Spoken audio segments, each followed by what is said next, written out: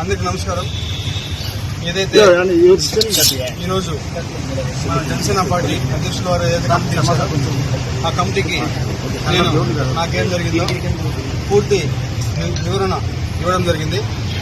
అదేవిధంగా పార్టీ అధ్యక్షులు గౌరవ శ్రీ పవన్ కళ్యాణ్ గారు ఏదైతే రాష్ట్ర ఉప ముఖ్యమంత్రిగా ఉన్నారో ఆయన నిర్ణయం తీసుకుంటారు. ఆయన నిర్ణయం తీసుకున్న తర్వాత నేను మళ్ళీ మరొక మారి ప్రెస్ మీట్ పెట్టి ఇంకా పూర్తిగా ఇస్తా అని చెప్పి మీడియా మిత్రులందరికీ తెలియజేస్తాను.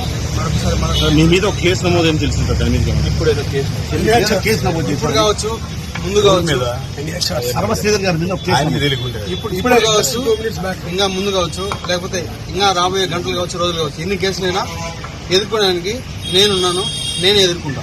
వాళ్ళు 100 కేసులు పెట్టినా కూడా నేను వాళ్ళకి క్లారిటీగా విత్ పిన్ టు పిన్ ఇప్పుడు ఏదైతే కమిటీకి ఇచ్చానో అదే విధంగా నేను మళ్ళా కోర్టుకు కావచ్చు, లేకపోతే ఇంకేదైనా కమిటీకి కావచ్చు, చట్టపరంగానే నిర్ణయాలు తీసుకోవాలని చెప్పి నేను ఈరోజు మీ మీడియా మిత్రులందరికీ తెలియజేస్తాను.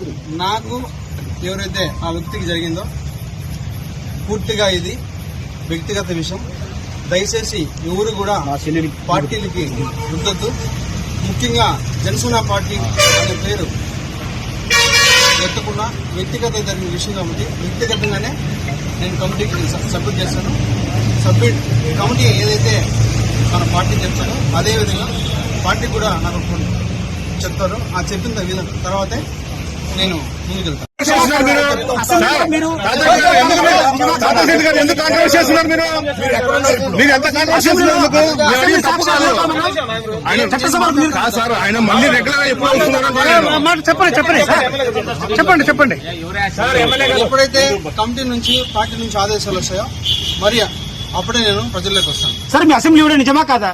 అసెంబ్లీ వీడియో మీరు నిజమా కాదని మీరు చూశారు. దానికి కూడా నేను కమిటీకి ఒక క్లారిటీ ఇచ్చాను. ప్రూఫ్స్ కూడా సబ్మిట్ చేశాను.